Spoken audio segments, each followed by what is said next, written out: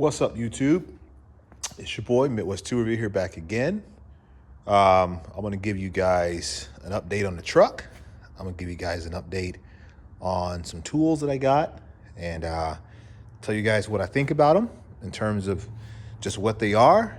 And only time will tell as to how they work out.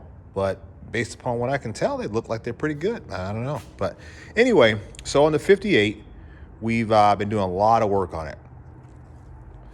We've put the cap corner on, playing around with the paint, can't quite figure it out yet as to the color. I got the door closing and latching. It's a little tight, maybe a little bit more refinement, but that's whatever. Inside is a bit of a mess because I got the core wrapped around the steering wheel because I'm actually fabricating a bracket to hold the steering wheel. I need to move it out a little bit and up. And so I had to take the factory bracket off, and I think I'm going to make my own bracket because the factory one is just not letting me do what I want to do. So I've got the floor welded in here. I had to put that patch panel in last night, so I got that welded in. So that looks good. I'm going to clean up the door card or the door panel. There's a piece of metal, obviously not piece of metal, but a sheet of metal that goes across there. I'm going to clean that up, get the rust off of it. I'm probably going to go ahead and clear it. There's a giant horse fly. Let me see if I can kill it. I hate flies. Let me see here, especially in my shop, because I don't want to be getting bit by a horse fly. But anyway, I don't know where it went. Yeah, so got that all welded in. I've got to put the transmission tunnel in. That's going to be like the last thing I do probably, or one of the last things we do. The wiring just kind of hanging in there as it has been for a while. I've been traveling. I've taken 24 flights in the last 45 days. That is no lie. Literally 24 flights in the last 45 days. So I've been doing a lot of travel for work. I'm home for a week or so. Then I'm back out again. So not had a whole lot of time, but anytime I get, I try to come out here and do a little bit of work on the truck to keep the project moving forward. And that's kind of been the way that this has been for the last 3 to 4 weeks. I'm going to pull the seat out today. I think I'm going to go ahead and get that fixed because you see that piece there hanging off to the side. I had to take that off in order to get the bracketry off, the brackets off, so that I can modify them to fit my seat. Because the brackets that are on the truck are the original ones, whereas I need to mount to the seat, which is obviously not the original seat for the truck, but we're going to make it work anyway. It's a hot rod. Do what you want to do. The truck itself, come over here. The truck itself, so I've got the engine in here. Where is my light? You guys need a light. And I'll show you what we've done under there. I think this one's dead, is it not? And that's dead. So I need a light. Where's my light?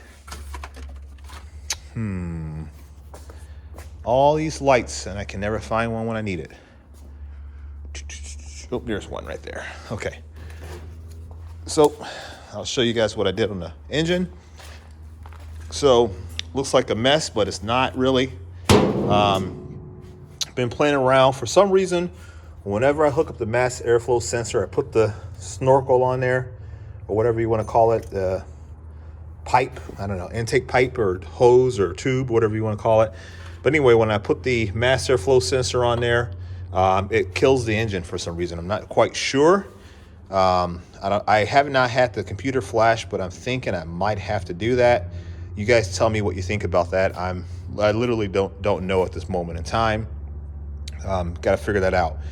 But the wiring is all correct. We've ran all the tests that we need to do to make sure that everything's operating. The engine sounds really good.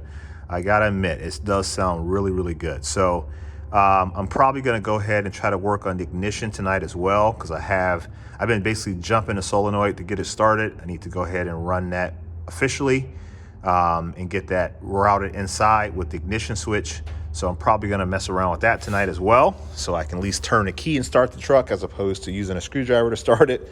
Getting a little old. I've got the bumper welded on the lower bumper there. I got that welded on.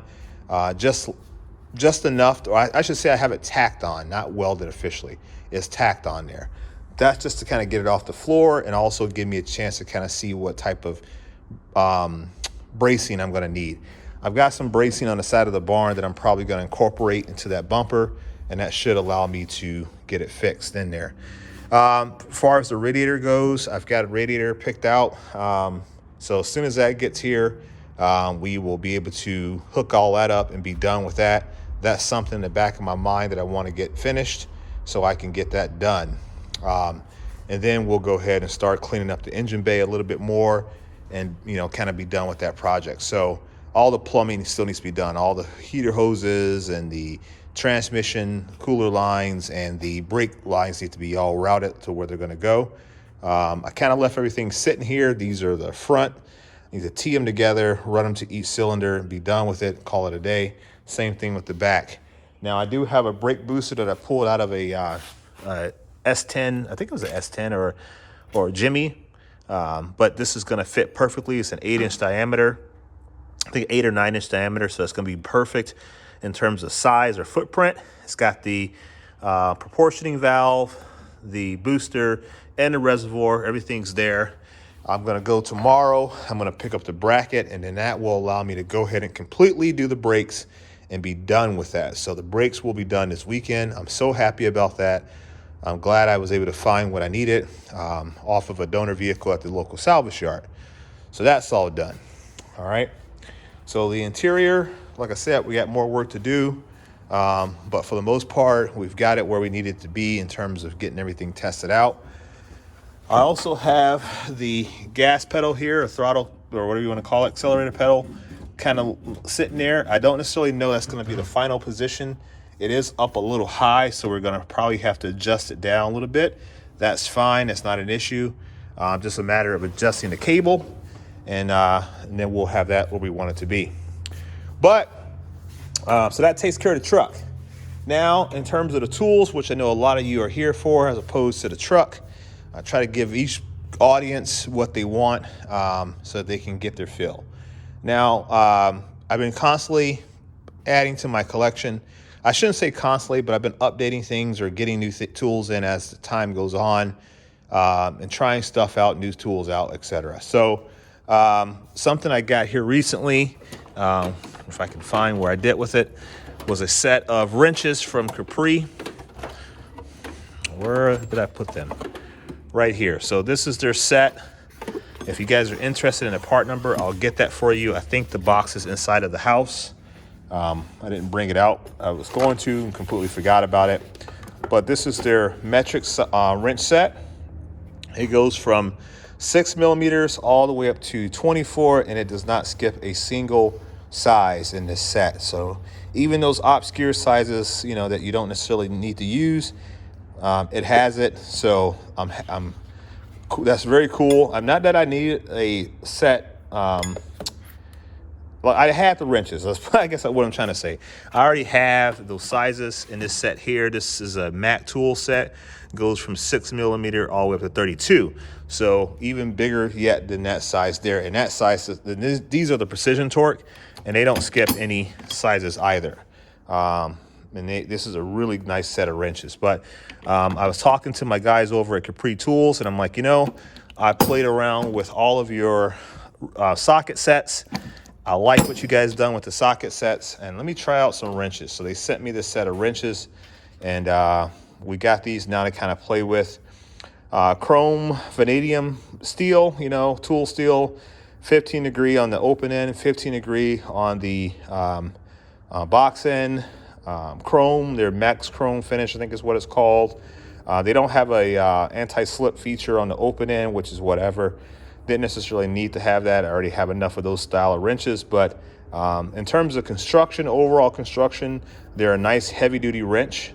It's what I kind of need and want. I don't like, sorry, people out there getting it today. I didn't want anything that was too skinny in the beam, because it kind of hurts your hand a little bit. So these are good. They're not like super long, but they're comparable to like what I would say maybe like a Snap-on wrench would be in terms of their footprint. See if I can find a Snap-on wrench to just kind of share. So this is a 3/4, and so if we got a 19 mil from the Capri set, the Capri on the bottom, the Snap-on on the top.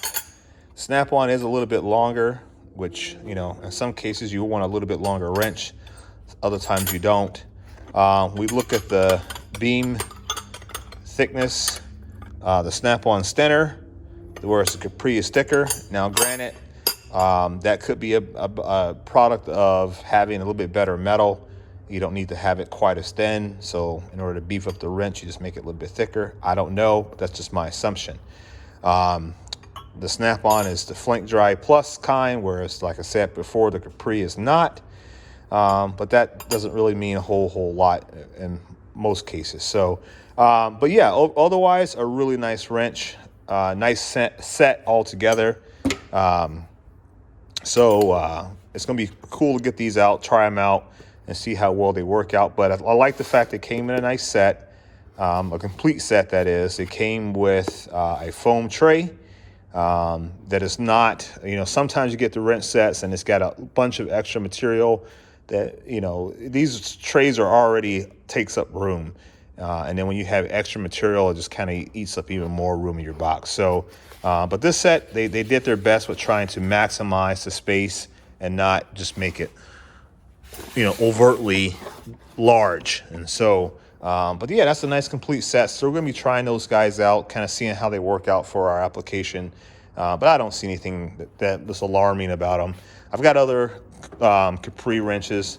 Some of my favorite ones here are the double box end. These things are absolutely fantastic. I mean, I have a set of Snap-on which are somewhere, but I use these a lot. I really like these. If you got a long reach application and you're trying to maximize torque, so you can break a bolt free, these things are fantastic for that. And having that offset like that, and having a very small profile around here, that's the other thing too. When you get wrenches like this and they're so thick on the head, it almost doesn't matter if they are zero offset, because that extra material kind of gets in the way. And so having that space, or that thinness, it works out really good. I don't like wrenches that have like their zero offset on the box end, like where they don't have that 15-degree taper. I like for mine to have that. I didn't notice that was peeling. Look at that. So who says Snap-on stuff is perfect? Look at that. Peeling right on off. I don't even know why that is. Look at it, it's rubbing. You can rub it off. So that's crazy. I didn't even notice that. So that's got to be taken care of. But anyway, and that's a Snap-on wrench. So Capri, hope you saw that. Make sure your wrenches don't flake like that, because even Snap-on wrenches flake. That was not scripted. It's just what I found. But anyway, it is what it is. But yeah, so I got those. I got to do a review on these as well, or at least share them try them on a couple applications. But these are those, what they call them, pipe vise wrenches. I think it's what the brand is, Pipe Vise. I've had these for a while. Let me see if I can get one out with one hand here. I got to play with these a little bit. Yeah, the Pipe Vise brand. I don't know what application specifically I'll use these for. I have tried them out. You can see there, they are dirty. I was playing around with them when I first got them, but I haven't really found an application where I was like, oh God, I need to pull those wrenches out and use them. So, but we'll try them out. They do come with this little cool pouch or holder to hold them in. So that's kind of cool. You can throw them in your bag and go.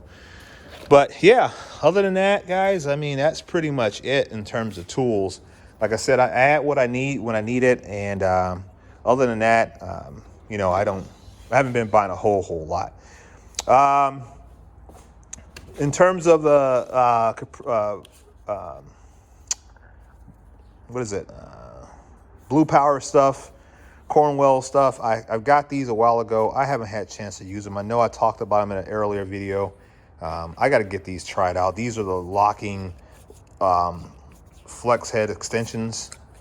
Man, they're good.